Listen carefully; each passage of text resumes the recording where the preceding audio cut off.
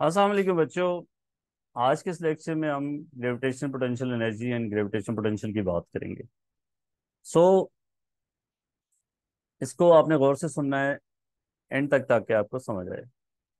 Let's say बच्चों आपके पास this is earth जिसका मैस m है और अर्थ से एक दूर पॉइंट है that is known as infinity, जहाँ पे अर्थ का ग्रेविटेशन फोर्स किसी भी मैस पे जीरो है। दिस इज इंफिनिट पॉइंट और आपके पास एक मैस m है।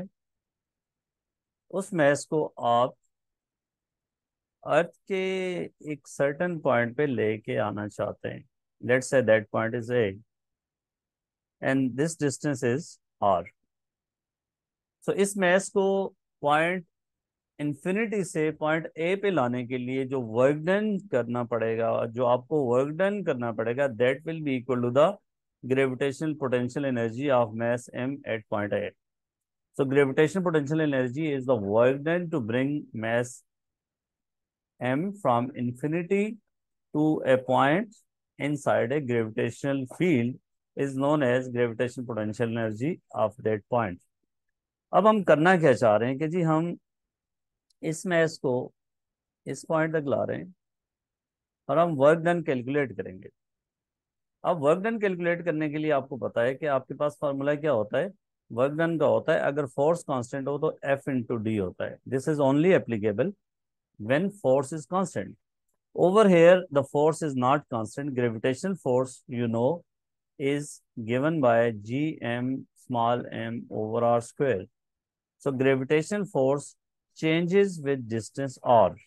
Okay?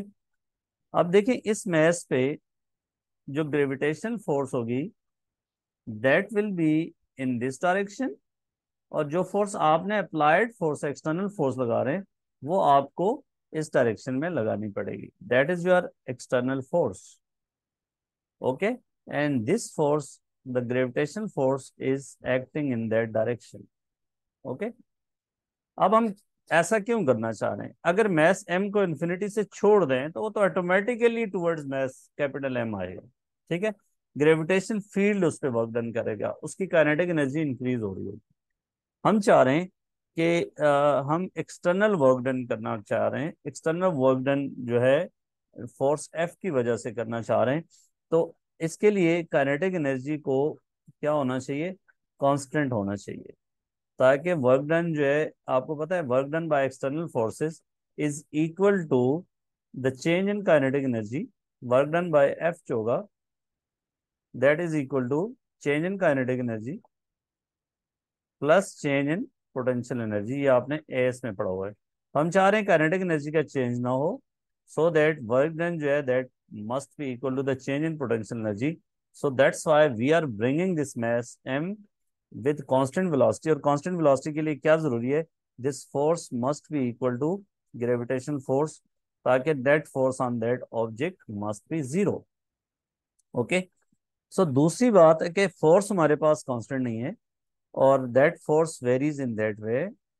अगर आप फोर्स की वेरिएशन की बात करेंगे तो वो फोर्स कुछ इस तरह वेरी हो रही है। ग्रेविटेशनल फोर्स ये आपके पास यहाँ पे दैट इज मैस m, और दूसरे मैस को डिस्टेंस बिटवीन द मैसेज आप इंक्रीज करते जा रहे हो, तो gravitation force will change in this way. As you move away from this mass m, as you bring that smaller mass m away from this mass m, the gravitational force will decrease. Okay, so if the force is not constant, then we can't use this formula. Okay, then we have to use the concept of area under the graph. So हम इस mass को इस distance r और दूसरी side पे infinite point है, infinity से बच्चों इन्फिनिटी से इस पॉइंट तक ला रहे हैं। So which area will be use to find the work done? This area from infinity to the point at distance और from the centre of this match.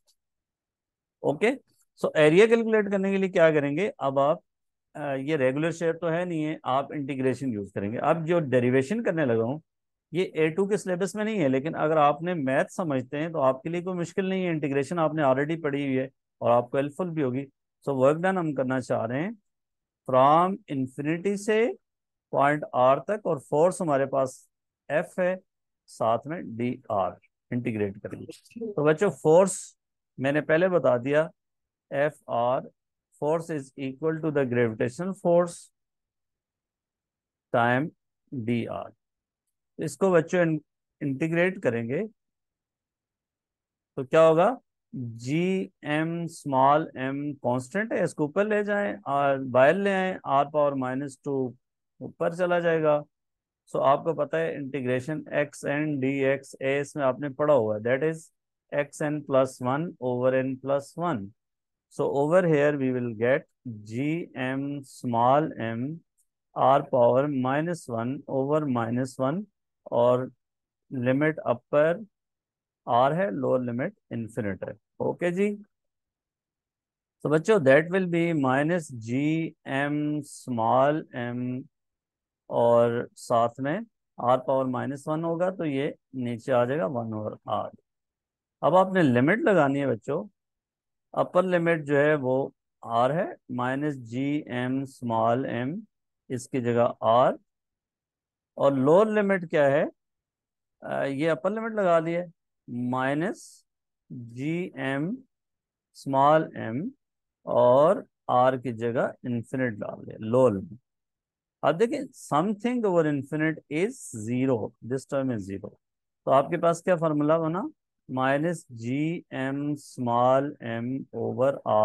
This is equal to the gravitational potential energy of mass m at point A. कितना work done करना पड़ेगा हमें to bring this mass m from infinity to this point, that is equal to gm/m/r।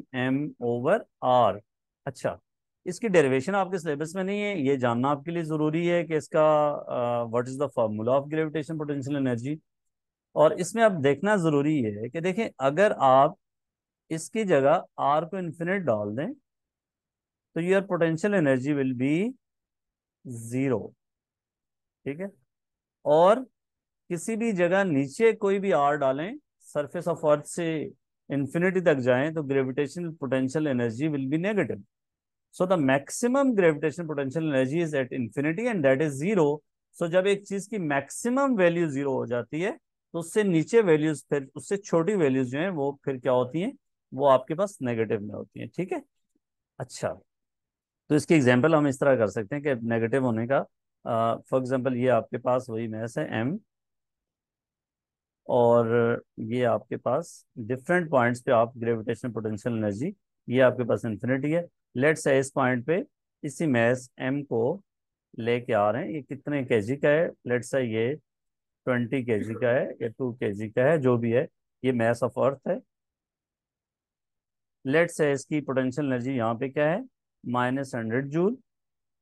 थोड़ा अगले point पे आएंगे तो potential energy क्या होगी, इस फॉर्मूले आर की निस्बत, आर से हिसाब से देखते जाएं, तो जैसे आर छोटा करते जाएंगे, डिनोमिनेटर जो है आपका जो है वो आर की वैल्यू छोटी होगी, तो ओवरऑल जो है मोर नेगेटिव होती जाएगी पोटेंशियल एनर्जी। तो माइनस यहाँ पे लेट्स से 200 हो गया जूल। थोड़ा और नीचे आएंगे, -500 जूल, लेट्स से ये एक एग्जांपल दे रहा हूँ आपको, -2000 जूल। तो देखें जैसे अर्थ के करीब है, ये मैस जब अर्थ के करीब है तो उसकी पोटेंशियल एनर्जी -2000 जूल है। जैसे ये मैस ऊपर गया, यहाँ पे पोटेंशियल एनर्जी क्या होगी, -2000 से -500 होने का क्या मतलब होगा, पोटेंशियल एनर्जी आपकी इंक्रीज हो गई है। याद रखना पोटेंशियल एनर्जी जो है ये स्केलर क्वांटिटी है, और यहाँ पे नेगेटिव साइन ये शो कर रहे हैं कि वैल्यू आपकी जीरो से नीचे है। अगर वैल्यू -2000 से 500 पे बच्चों चली गई है तो इसका मतलब वैल्यू इंक्रीज हो गई है, -500 इज ग्रेटर देन -2000, फिर -200 is greater than -500। So as you move away from the surface of earth, as you as the mass m moves away from the surface of earth, gravitational potential energy will increase, ठीक है। और ये इस फॉर्मूले से clear है। दूसरी बात, आप ये देख सकते हैं कि जी, यहाँ पे नेगेटिव होने का क्या मतलब है कि इस मैस को इस पॉइंट से यहाँ अगर इस जगह ये मैस पड़ा है, इससे इन्फिनिटी तक लेके जाने के लिए आपको 200 जूल का वर्क डन चाहिए। तो पोटेंशियल एनर्जी नेगेटिव होने का मतलब ये है कि ये मैस जब भी ग्रेविटेशन फील्ड के अंदर है तो वो उस फील्ड के अंदर ट्रैप है। जैसे हम सब सरफेस ऑफ अर्थ पे कोई भी ऑब्जेक्ट है तो हम सारे ग्रेविटेशन फील्ड के अंदर ट्रैप हैं। दैट्स वाई हमारी पोटेंशियल एनर्जी नेगेटिव है। इतनी एनर्जी हमें चाहिए होगी इन्फिनिटी तक जाने के लिए। मतलब इस मैस को इस पॉइंट से इन्फिनिटी तक जाने के लिए 2000 जूल एनर्जी चाहिए होगी, और इस पॉइंट से इन्फिनिटी तक जाने के लिए 500 जूल चाहिए होगी। जैसे जैसे इन्फिनिटी के करीब होगा ऑब्जेक्ट, उसका इन्फिनिटी तक पहुंचना कम पोटेंशियल कम उसको एनर्जी चाहिए होगी उधर तक पहुंचने के लिए। तो पोटेंशियल एनर्जी नेगेटिव होने का क्या मतलब है कि वर्क जो है, जब आप इधर से इधर आ रहे हैं ना, तो वर्क इज गॉट आउट। यहां से इधर ला रहे हैं तो वर्क इज गॉट आउट। जब आपके पास डिस्प्लेसमेंट और फोर्स अपोजिट डायरेक्शन में होता है तो वर्क डन हमेशा नेगेटिव होता है। ठीक हो गया। अच्छा, अब इस रिलेशनशिप में इसकी प्लॉटिंग की बात करते हैं। -G m m/r की प्लॉटिंग क्या होगी। लेट्स से बच्चों आपके पास ये एक्सेस है, this is R. On vertical axis you have EP potential energy, और याद रखना हम मैस m को, कैपिटल मैसेस को पॉइंट मैस दे रहे हैं। तो इनसाइड सरफेस ऑफ अर्थ के लिए ये रिलेशनशिप वैलिड नहीं होगा। ठीक है। तो इसलिए हम देखें, अगर आपके पास पोटेंशियल एनर्जी क्या है, जब आर आपके पास छोटा है तो पोटेंशियल एनर्जी की वैल्यू क्या है, मोर नेगेटिव है। ठीक है बच्चों, मोर नेगेटिव। जैसे जैसे आप आगे जा रहे हो तो पोटेंशियल एनर्जी की वैल्यू क्या हो रही है, इंक्रीज हो रही है, इंक्रीज हो रही है, और ये इन्फिनिटी पे जाके पोटेंशियल एनर्जी की वैल्यू इन जीरो हो जाएगी। So zero is the greatest value. So यहाँ पे आप देख सकते हैं, इसको मैं अगर थोड़ा सा बड़ा करके आपको दिखाऊं, ये देखें बच्चों, कि सरफेस ऑफ अर्थ पे पोटेंशियल एनर्जी की वैल्यू लेट्स से -5000 है। सो जैसे जैसे आप क्या करेंगे, इस पॉइंट पे जाएंगे तो पोटेंशियल एनर्जी की वैल्यू आपकी क्या है, इंक्रीज होगी। इस पॉइंट पे और इंक्रीज होगी, इस पॉइंट पे और इंक्रीज होगी। तो इन्फिनिटी पे जाके पोटेंशियल एनर्जी क्या हो जाएगी, जीरो को अप्रोच कर जाएगी। So potential energy of mass smaller mass m जो है वो इंक्रीज हो रही है as we are taking that mass away from the surface of earth. और आपने एस में भी पढ़ा था कि अगर मैस सरफेस ऑफ अर्थ से दूर जाता है, हाइट आप इंक्रीज करते जाएंगे, potential energy will increase. Okay. अब आपने दूसरा आपके जहन में सवाल ये आना चाहिए कि सर हमने एस में पढ़ा था पोटेंशियल एनर्जी का formula, change in potential energy. For example ये आपके पास सरफेस ऑफ अर्थ है, यहाँ से एक मैस को इतनी हाइट h पे लेके आते हैं, तो सर जो हमने पढ़ा था चेंज इन पोटेंशियल एनर्जी का फार्मूला वो था mgh। तो यहाँ पे ये क्यों नहीं इस्तेमाल हो रहा। देखो बच्चों, इसकी रीजन ये है कि जब आपके पास दो पॉइंट्स ए और बी इतने करीब हों कि इस हाइट h से ग्रेविटेशनल फील्ड स्ट्रेंथ में कोई इंक्रीज ना है, ये relation this is only valid when gravitational field strength between these two points is constant, then change in potential energy is mgh। लेकिन A2 में हम बात करें कि मैसेज बहुत दूर हैं, जैसे हम अर्थ से मून तक किसी ऑब्जेक्ट को लेके जा रहे हैं, उसकी पोटेंशियल एनर्जी में क्या चेंज आएगा, तो वहां पे g is not constant. So we can't use this formula mgh. This is only valid when between these two points A and B जो है वो ग्रेविटेशन फील्ड स्ट्रेंथ कांस्टेंट हो। जैसे सरफेस ऑफ अर्थ से किसी ऑब्जेक्ट को 200 मीटर तक लेके जा रहे हैं तो वहां पे ग्रेविटेशन फील्ड स्ट्रेंथ में कोई फर्क नहीं पड़ेगा, इतना ज्यादा डिक्रीज नहीं आएगा। तो that's why you can use mgh। Okay. अच्छा, अब हम बात करते हैं कि जी अगर एक दो पॉइंट है और उन दो पॉइंट्स के बीच में एक मैस को आप मूव कर रहे हो from point A to point B, you are moving a mass m from point m a to point b. The mass m moves from point A to point B and A is at distance r1 and B is at distance R2. So what is change in potential energy? Mass M moves from point A to point B or from B to A, जो भी दो points है. So what is change in potential energy of that mass M? You believe the potential energy should increase because the B is at larger height than A. So increase in potential energy भी कह सकता है या change in potential energy भी कह सकता है. So how to find delta EP, change in gravitational potential energy? So बच्चों, what is gravitational potential energy at point B? That is minus G M, this mass, smaller mass over R2. This negative sign comes for change, and that is minus G M small m over R1. So this is the change in potential energy, and I can take minus G M small m common, and I will get 1 over R2 plus, okay, I have taken negative side outside, so this is positive, and ये minus minus ये वैसे positive होंगे, बाहर minus common ले लिया, inside it will be negative. So 1 over और 1. अच्छा, ये चेंज इन पोटेंशियल एनर्जी अब नेगेटिव नहीं होगी क्योंकि अब पोटेंशियल एनर्जी इंक्रीज हो रही है.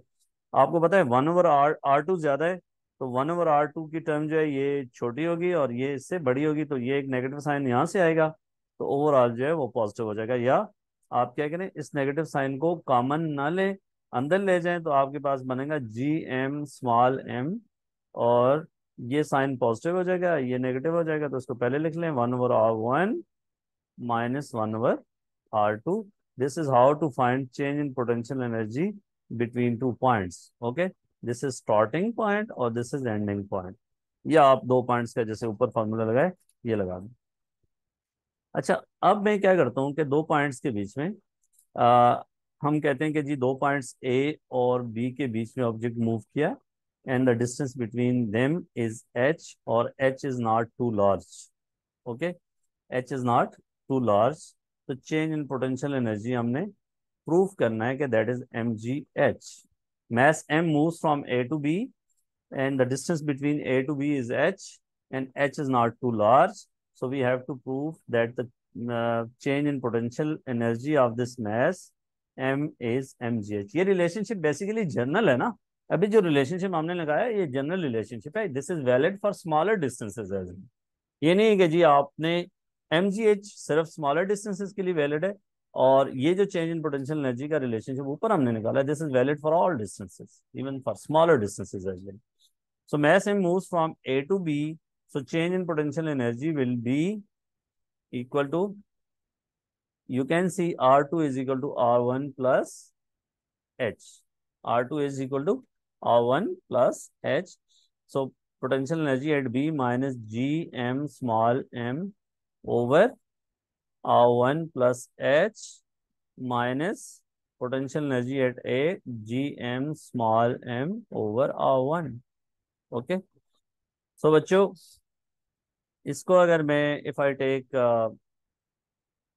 G M small M common, I will get minus R1 plus H, और ये प्लस हो जाएगा 1 ओवर R1. ठीक हो गया. अब क्या करने लगे कि I will take LCM.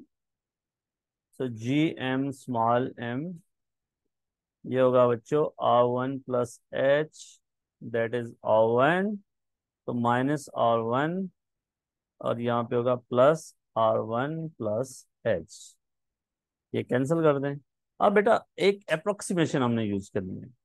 Approximation क्या करनी है कि अगर एच स्मॉल होगा तो R1 तो वैसे बहुत लार्ज है. R1 कौन सा डिस्टेंस है?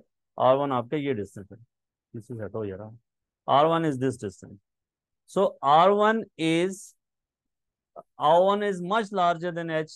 So can we say कि R1 plus H will be approximately equal to R1? ठीक है. सो इस जगह पे हम क्या लगा देंगे R1. So that is G M small M और H over R1 square. Okay, so G M small M over R one square into H, what is this value? G M over R square is potential energy, sorry gravitation field strength, जो आपने formula पढ़ा है, G M over R square, so that is gravitation field strength at point ए।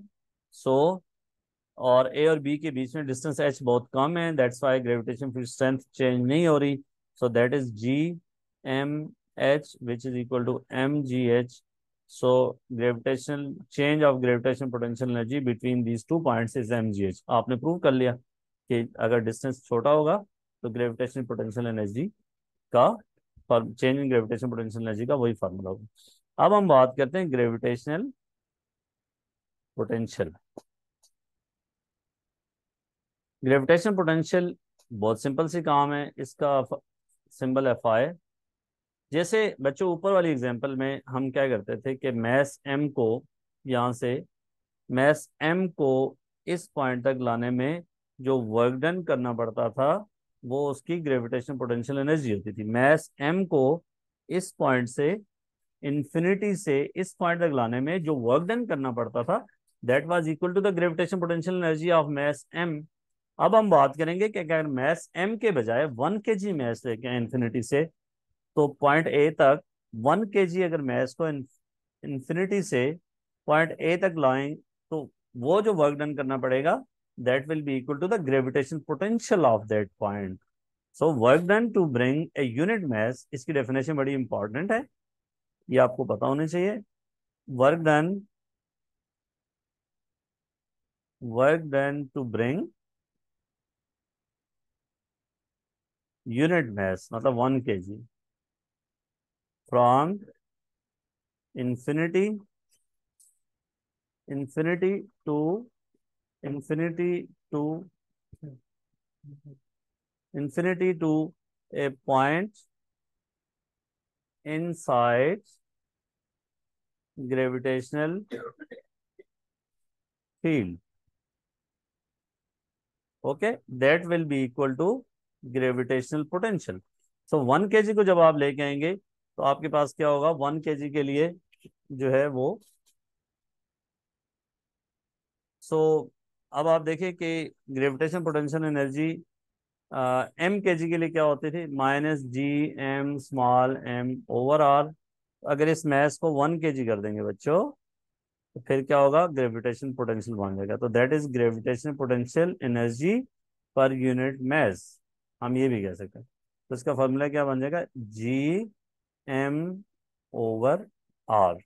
इसमें smaller mass नहीं आना चाहिए ना, this is due to the larger mass. जब हम 1 kg की बात कर रहे हैं तो हम क्या कर रहे हैं कि वो फिर आपके पास ग्रेविटेशन पोटेंशियल बन जाता है।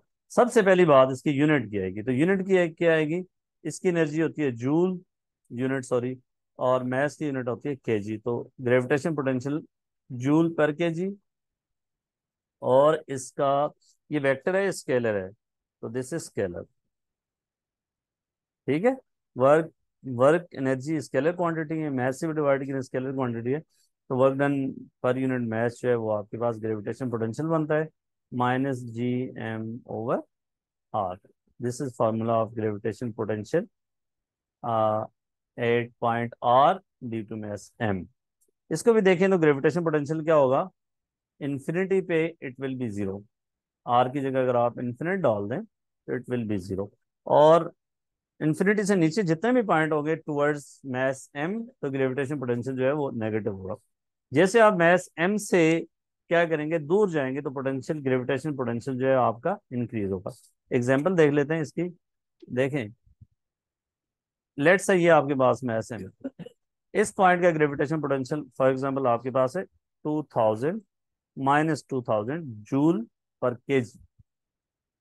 इसका मतलब ये होगा कि 1 kg को इन्फिनिटी से इधर तक लाने में जो वर्क डन करना पड़ रहा है वो 2000 जूल है। थोड़ा सा आगे जाएंगे, ग्रेविटेशन पोटेंशियल क्या होना चाहिए, इंक्रीज हो जाना चाहिए, और स्केलर क्वांटिटी अगर माइनस 2000 से ज्यादा होगी तो that will B, let's say ये माइनस 1000 होगी।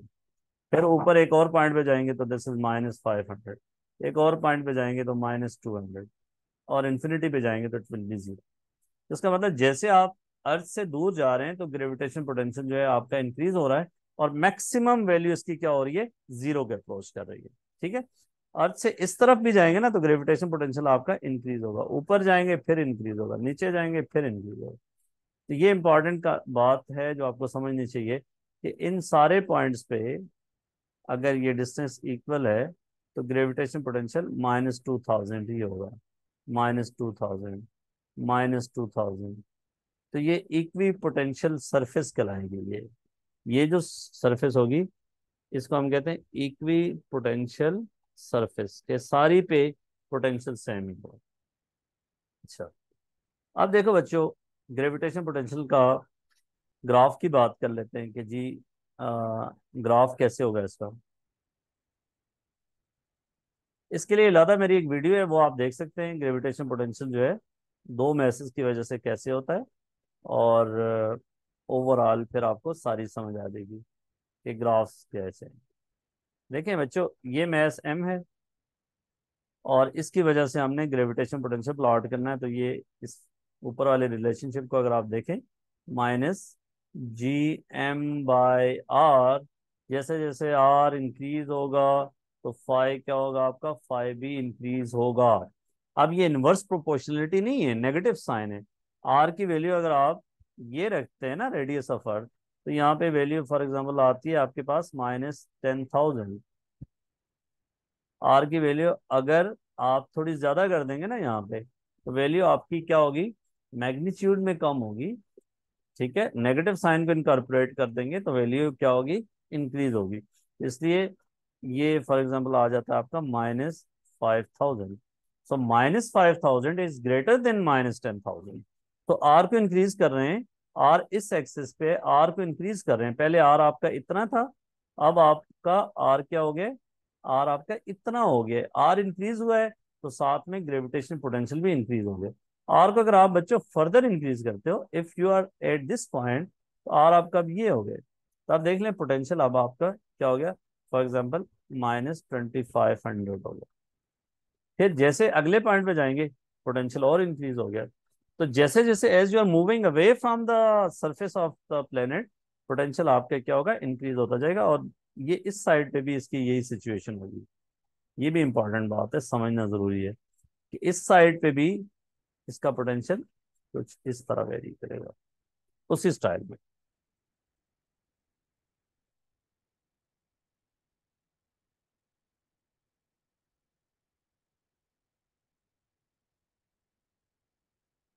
ये देखिए, तो दोनों साइड पे एक ही सिचुएशन है।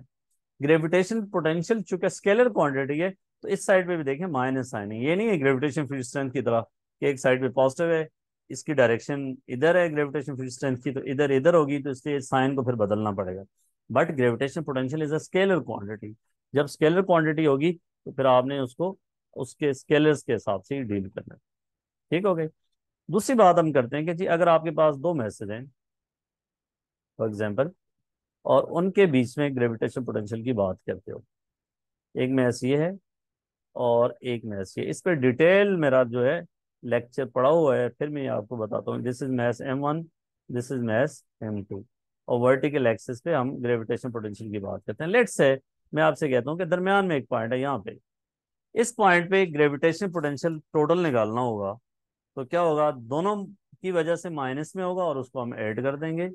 इसके लिए हम ये डिस्टेंस यूज कर लेंगे R1, और इस मैथ के लिए हम ये डिस्टेंस यूज कर लेंगे। तो टोटल पोटेंशियल क्या होगा, इस पॉइंट पे हम टोटल निकालना चाह रहे हैं, तो -Gm1/R1, वेक्टर स्केलर क्वांटिटी है, तो इसी तरह -Gm2/R1, सीधा सीधा ऐड हो जाएगा। This is total potential at this point A due to these two means. This means के इनके दरमियान में कोई ऐसा पॉइंट नहीं होगा जहां पे ग्रेविटेशन पोटेंशियल जीरो को अप्रोच कर जाएगा। ठीक है, कुछ ना कुछ वैल्यू होगी, कैंसलेशन का इफेक्ट नहीं आएगा जैसे ग्रेविटेशन फ्री स्ट्रेंथ में होता था। अब हम ग्राफ की बात करते हैं कि जी ग्राफ कैसे बनाएंगे।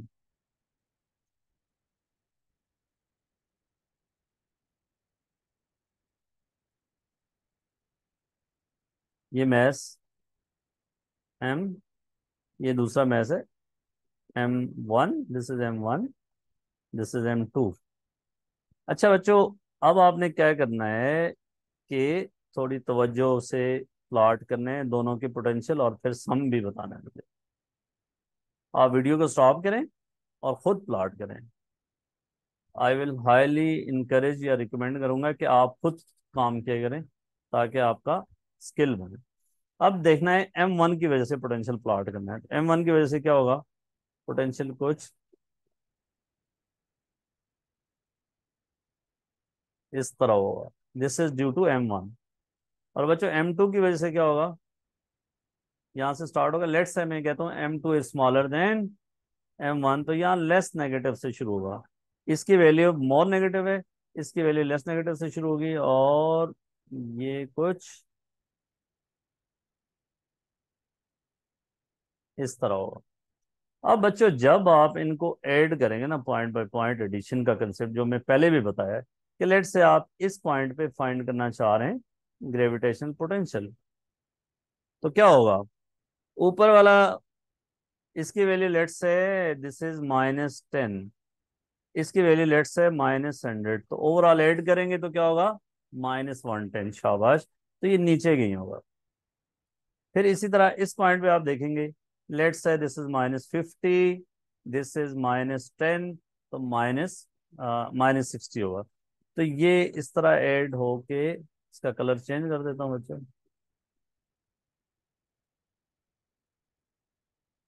रिजल्टेंट आप कुछ इस तरह बनेगा, ये यहाँ पे इधर होगा। वजह क्या है, आप देखें इधर, ये वैल्यू आपके पास है लेट से -20, रेड भी यहाँ -20 है, दोनों को ऐड करेंगे तो -40, तो इसके नीचे -40 पे। फिर क्या होगा आगे, आगे इसकी वैल्यू कुछ इस तरह जाएगी। This is how we plot the resultant gravitational potential between two masses. यहाँ पे पोटेंशियल क्या है, सबसे सबसे कम है। पोटेंशियल इंक्रीज होता जा रहा है, इंक्रीज होता जा रहा है, इंक्रीज होता जा रहा है, it becomes maximum eight this point. उसके बाद पोटेंशियल फिर क्या हो रहा है, डिक्रीज हो रहा है, डिक्रीज हो रहा है, एंड यहाँ पे आके फिर मिनिमम हो जाता है। सो बिटवीन टू मैसेज जो ग्रेविटेशन पोटेंशियल होगा उसकी शेप इसी तरह ही होगी। इसीलिए मैंने आपको पहले बताया था कि ये नीचे है और ये पॉइंट ऊपर है थोड़ा सा। वजह क्या है कि मैस M2 को हमने छोटा एज्यूम किया। अगर दोनों मैसेज इक्वल होते तो ये दो पॉइंट यहाँ पे होगा, और मिड में ग्रेविटेशन पोटेंशियल जो है आपका मैक्सिमम होता। ठीक है, ये बात आपको समझ आ गई कि ग्रेविटेशन पोटेंशियल और ग्रेविटेशन पोटेंशियल एनर्जी क्या है। आपके लिए क्वेश्चन छोड़ के जा रहा हूं कि अगर आपने ग्रेविटेशन पोटेंशियल का आप ग्रेडियंट लेते हैं तो वो क्या रहेगा, इस इसका ग्रेडियंट क्या, कौन सी फिजिकल क्वांटिटी देगी। ठीक है, ग्रेडियंट ऑफ ग्रेविटेशन पोटेंशियल क्या चीज होगा, ये आपने देखना है, फिर आपने इसको अंडरस्टैंड करना है। तो ये इस लेक्चर में मैंने आपको बता दिया था कि ग्रेविटेशन पोटेंशियल एनर्जी का फॉर्मूला क्या बनता है, ग्रेविटेशन पोटेंशियल एनर्जी क्या होती है, और ग्रेविटेशन पोटेंशियल क्या होता है, इक्वी पोटेंशियल सरफेसेस क्या होती हैं, और दो मैसेज के बीच में किसी भी पॉइंट पे ग्रेविटेशन पोटेंशियल कैसे निकालते हैं। ग्रेविटेशन फील्ड स्ट्रेंथ तो दो मैसेज के बीच में एक पॉइंट पे जीरो होगी, क्योंकि वेक्टर क्वांटिटी अपोजिट डायरेक्शन में है। बट ग्रेविटेशन पोटेंशियल दो पॉइंट के बीच में कभी भी जीरो नहीं होगा। ठीक है, आई होप कि आपको समझ आई होगी। और अगर आपको इससे फायदा हुआ है, आप समझते हैं कि ये वीडियो बाकियों के लिए भी फायदेमंद है, तो आप बाकी दोस्तों को भी शेयर करें ताकि उनको भी फायदा हो, और इससे मेरी भी हौसला अफजाई होगी। मैं फर्दर जो है इस प्रोजेक्ट पे जो है वो अपना काम ज़्यादा जज्बे से कर सकूंगा। ठीक है, थैंक यू सो मच।